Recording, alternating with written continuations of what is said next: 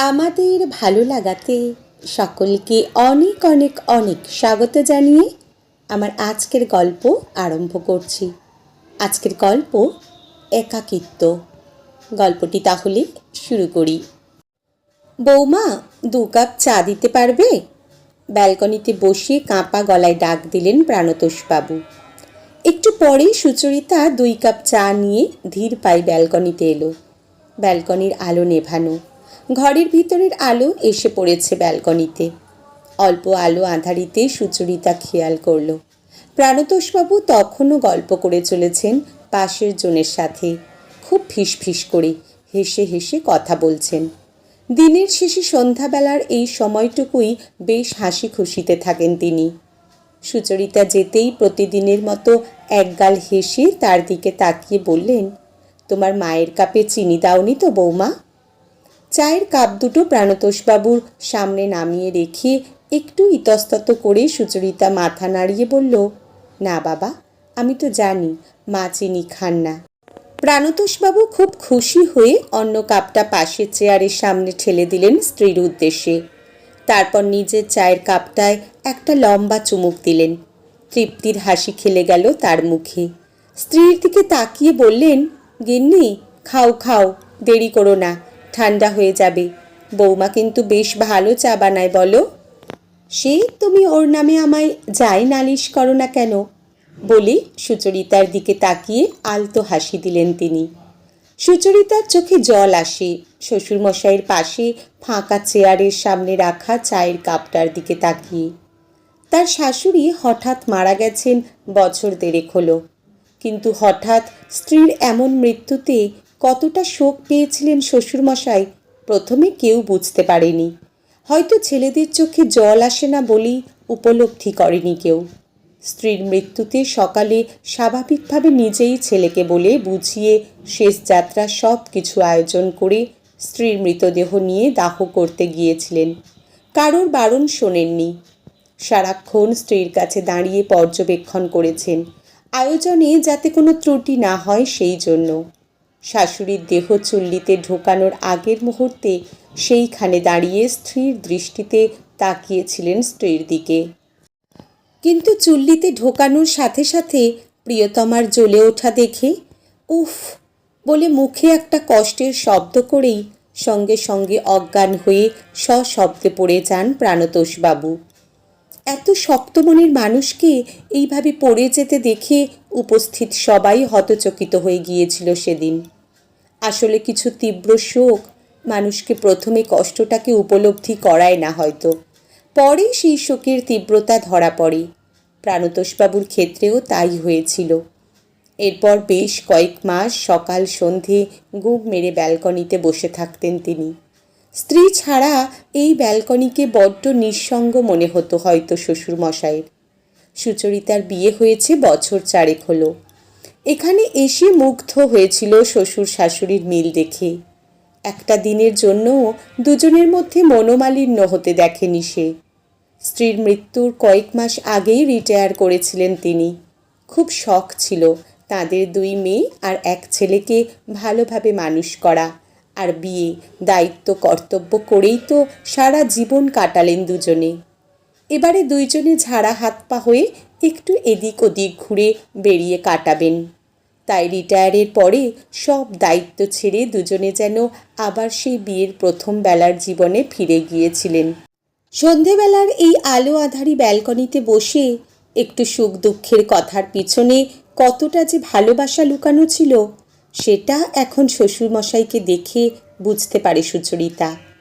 মায়ের মৃত্যুর পরে ওনার মেয়েরা প্রথম প্রথম সময় নিয়ে বাবার কাছে দেখা করতে আসলেও সেই আগের মতো প্রাণোচ্ছলভাবে প্রাণতোষবাবুকে কোনো কিছুতেই আর হাসতে দেখা যেত না। ভালোবাসার মানুষকে চিরতরে হারানোর বিরহ মানুষকে এই বয়সে এসে কতটা একা করে দিতে পারে তা তার শ্বশুরমশাইকে না দেখলে বুঝতে পারত না সুচরিতা। আসলে বার্ধক্য বয়সে এসে স্ত্রী আগে চলে গেলে স্বামীরা বোধহয় এইভাবে দিশেহারা হয়ে যায়, কারণ তারা বুঝি অনেক বেশি নির্ভরশীল হয়ে পড়েন স্ত্রীর উপরে। শাশুড়ি চলে যাওয়ার পরে প্রথম প্রথম গুম মেরে থাকলেও এই 5-6 হলো সুচরিতা খেয়াল করেছে এই সমস্যাটা শুরু হয়েছে।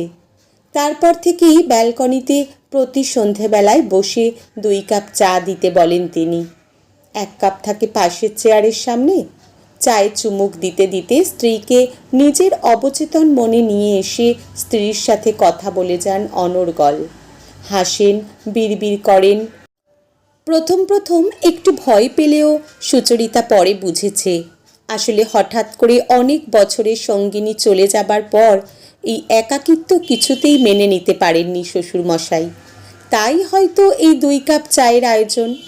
হয়তো এইভাবে তিনি কিছুটা মানসিক শান্তি পান। ব্যালকনির নিঃসঙ্গতা এইভাবেই কাটাতে চান তিনি। বাইরের কেউ হঠাৎ দেখলে তাকে পাগল বলবেন, কিন্তু স্ত্রীর সাথে এই সন্ধেবেলায় চা খেতে খেতে কথা বলা ছাড়া আর কোনো মানসিক বিকৃতি ঘটেনি তার। 8 মাসের অন্তঃসত্ত্বা বৌমা সুচরিতার ভীষণ খেয়ালও রাখেন প্রাণতোষবাবু। বৌমা সময় মতো খেয়েছে কিনা, ওষুধ খেয়েছে কিনা খোঁজও নন ঠিকঠাক। ডাক্তার প্রাণতোষবাবুকে চেক আপ করে বলেছেন এটা প্রচণ্ড মানসিক চাপ আর একাকিত্বর ফলে হয়েছে। কাউন্সেলিং করালে আর ওষুধ খাওয়ালে একটা সময় ঠিক হয়ে যাবে হয়তো।